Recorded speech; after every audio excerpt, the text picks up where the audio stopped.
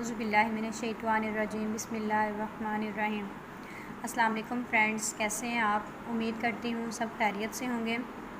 मैं हूँ आपकी होस्ट अक्सा नूरी। जैसा कि आप सब जानते हैं कि कल का हमारा जो लेक्चर था वो हमने कुछ उसके पॉइंट्स जो थे वो पेंडिंग छोड़े थे। मैंने कल आपको इंट्रोडक्शन करवाया था कुछ ऐसी क्वालिटीज़ का कि जो एक टीचर जो हैं उसको चाहिए कि वो अपने स्टूडेंट्स के अंदर उन क्वालिटीज़ को जो है वो बिल्डअप करें, जिसके नतीजे में एक अच्छा स्टूडेंट्स जो है वो हमारे सामने आता है। ना सिर्फ अच्छा स्टूडेंट्स बल्कि रियल लाइफ में भी उस इंसान के अंदर, उस बच्चे के अंदर वो बहुत सी अच्छी क्वालिटीज़ जो हैं वो पैदा हो जाती हैं, जो कि उसको माशरती अखलाकी तौर पर जो है एक अच्छा इंसान बना देती हैं। आप सबको पता है कि बच्चे जो होते हैं वो जितना टाइम घर में गुजारते हैं उससे ज़्यादा टाइम स्कूल में अपने टीचर के साथ गुजारते हैं, और अगर हर टाइम हम उनकी तरबियत करते रहेंगे, अच्छी चीज़ें बताते रहेंगे, बुरे कामों से रोकते रहेंगे, बुरी हैबिट से दूर रखेंगे, तो कभी ना कभी वो बच्चा कुछ ना कुछ ज़रूर सीखेगा। मैंने कल आपको कुछ ऐसी क्वालिटीज़ बताई थी जो कि एक बच्चे के अंदर पैदा करना, उन क्वालिटीज़ का एक टीचर की ज़िम्मेदारी है। कल 5 क्वालिटीज़ मैंने आपके साथ डिस्कस की थी। आज हम अपनी नेक्स्ट क्वालिटी को डिस्कस करते हैं। नंबर 6 पे है ST, स्टेइंग ऑन टास्क। देखें, ऐसा होता है कि बच्चों से जब क्वेश्चनिंग की जाती है तो कुछ बच्चे ऐसे होते हैं जिनको आंसर तो आता होता है, लेकिन वो अपने जो आंसर के ऊपर जो है वो कॉन्फिडेंट नहीं होते कि पता नहीं ठीक होगा या गलत होगा। काफ़ी दफ़ा ऐसा हुआ है, हमारे साथ भी ऐसा ही होता था कि हमें कन्फ्यूजन होती थी कि पता नहीं, आंसर ठीक भी होता था लेकिन हम आंसर करते नहीं थे, डरते थे कि पता नहीं अगर गलत हो गया तो हमारी इंसल्ट ना हो जाए।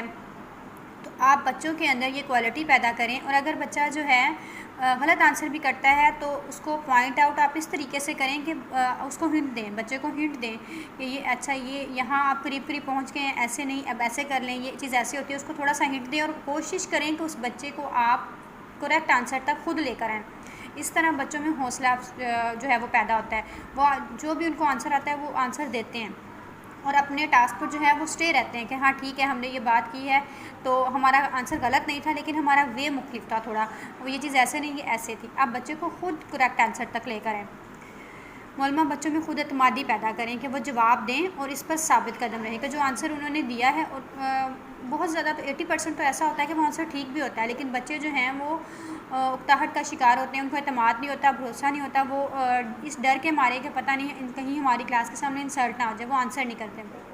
तो ये एक टीचर की ज़िम्मेदारी है कि वो अपने बच्चों की तरबियत ऐसी करें कि वो उनके अंदर एतमाद पैदा करें कि आपको जो भी आंसर आता है आप आंसर करें। चुप बैठना कहीं का भी इंसाफ नहीं है। आप बच्चों को इतना इनकरेज करें, इतना इनकरेज करें कि बच्चे को जैसा भी आंसर आता है वो टीचर को आंसर ज़रूर करें, उनके अंदर हौसला पैदा करें। नेक्स्ट पॉइंट है हमारा BC, बीइंग कोर्टियस। देखें, दूसरों के लिए अगर आप जो है बाअदब बनेंगे तो ही कोई भी आपकी भी रिस्पेक्ट करेगा। तो आप बच्चों के अंदर वो क्वालिटी पैदा करें कि वो दूसरों की रिस्पेक्ट करें, दूसरों की इज़्ज़त एहतराम करें, उनके साथ प्यार मोहब्बत से पेश आएँ। जब आप ऐसा करेंगे तो ऑटोमेटिकली ऐसा ही होगा कि कोई दूसरा बंदा भी आपके साथ जो है वो प्यार और मोहब्बत से ही बात करेगा।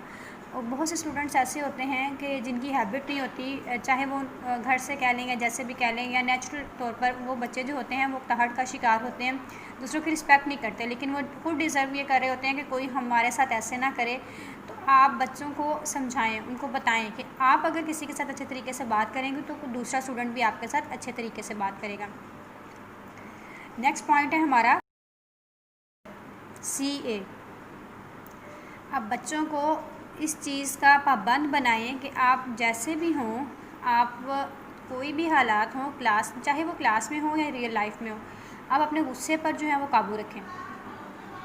क्लास में हम अक्सर देखते हैं कि ऐसा होता है कि अगर हम ग्रुप वर्क बच्चों को दे देते हैं कि आप ग्रुप में काम करें, तो कुछ स्टूडेंट्स, और टीचर की नज़र में भी वो स्टूडेंट्स होते हैं, कुछ स्टूडेंट्स ऐसे होते हैं कि वो बहुत ज़्यादा तहट का शिकार जल्दी ही हो जाते हैं। अगर उनके सामने कोई चीज़ नज़र नहीं आई या दूसरे स्टूडेंट्स के साथ जो हैं वो लड़ना झगड़ना शुरू कर देते हैं।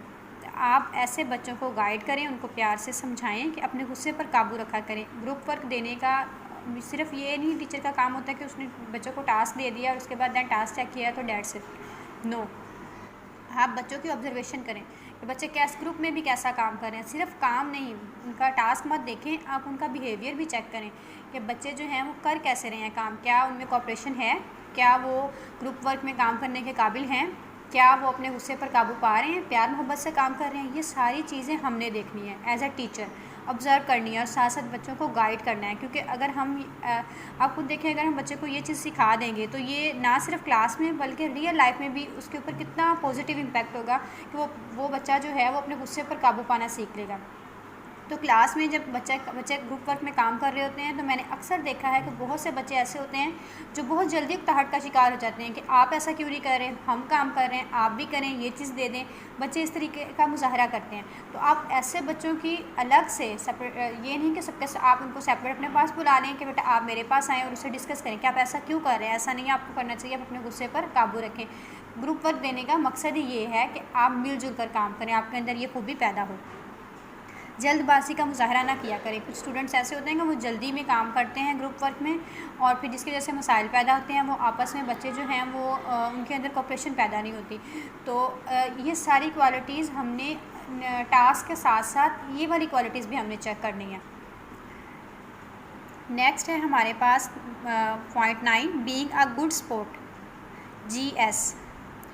तो देखें, स्टूडेंट्स को ना सिर्फ आप लेसन सिखाएं, ना सिर्फ आप उनको किताबी सरगर्मियों तक महदूद रखें, बल्कि उनको ये भी सिखाएं कि गैर निसाबी सरगर्मियाँ भी आपकी फ़िज़िकली और मेंटली हेल्थ के लिए बहुत ज़्यादा ज़रूरी है।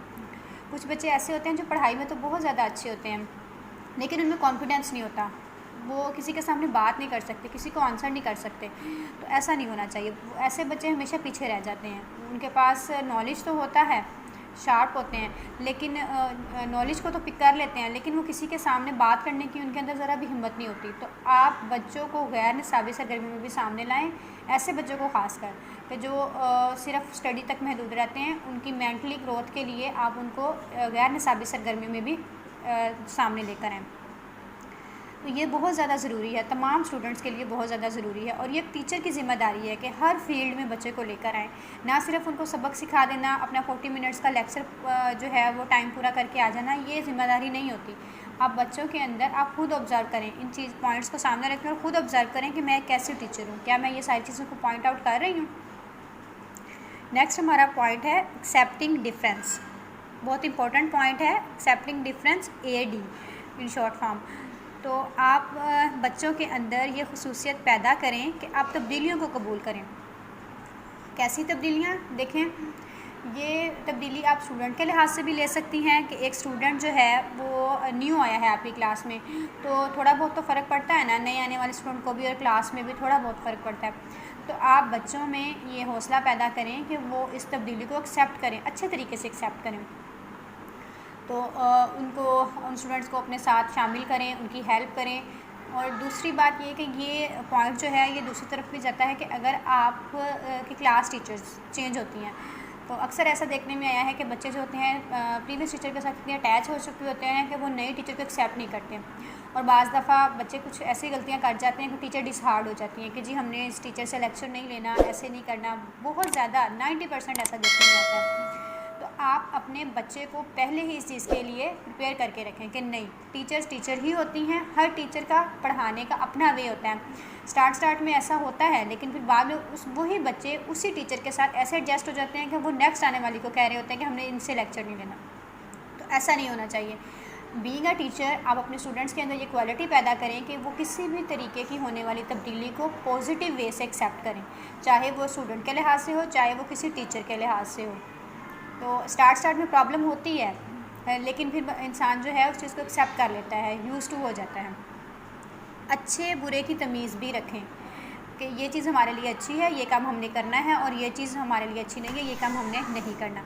ये तमाम ज़िम्मेदारी जो है एक टीचर की है कि ये इन तमाम स्टूडेंट्स के अंदर, अपने तमाम स्टूडेंट्स के अंदर ये अच्छी क्वालिटीज़ को बिल्डअप करें। तो ना सिर्फ मैं बार बार इसी चीज़ पे फोकस कर रही हूँ कि सिर्फ लेसन तक महदूद ना रहें। ये टीचर की ज़िम्मेदारी सिर्फ लेसन पढ़ाना नहीं है कि मेरा जो आज का ऑब्जेक्टिव है वो अचीव हो गया, बच्चों को मैंने ये चीज़ सिखानी थी वो सीख नहीं। ये क्वालिटीज़ पैदा करना भी एक टीचर की ज़िम्मेदारी है। हमारी डेली ऑब्जर्वेशन में देखें, हम भी ऐसा करते हैं और हमने देखा भी है कि जब बच्चे कोई मिस्टेक करते हैं तो हम क्या कहते हैं, आप क्या पढ़ते हैं स्कूल में, आपको ये सिखाया जाता है। तो देखिए पॉइंट किस तरफ जाता है, टीचर की तरफ जाता है ना, कि हम कैसे तरबियत कर रहे हैं बच्चों की। तो बीइंग अ टीचर हमें ये सारी क्वालिटीज़ बच्चों के अंदर पैदा करना हमारी ज़िम्मेदारी है। ज़रूरी नहीं, तभी हम एक अच्छे टीचर बन सकते हैं कि हम इन सारी छोटी छोटी बातों का ख्याल रखें, बच्चों के अंदर अच्छी क्वालिटीज़ पैदा करें। उम्मीद है कि आपको मेरा लेक्चर जो है वो पसंद आया होगा। इन क्वालिटीज़ को कोशिश करें कि अपनी हैबिट बना लें, इन छोटी छोटी चीज़ों को नोट करें, तो इसके नतीजे में आपको बहुत से अच्छे स्टूडेंट्स जो हैं वो आपके सामने आएंगे। तो कल के लेक्चर के हवाले से आप अपने मुझे फ़ीडबैक दीजिएगा, कमेंट कीजिएगा कि कैसा लगा आज का लेक्चर भी।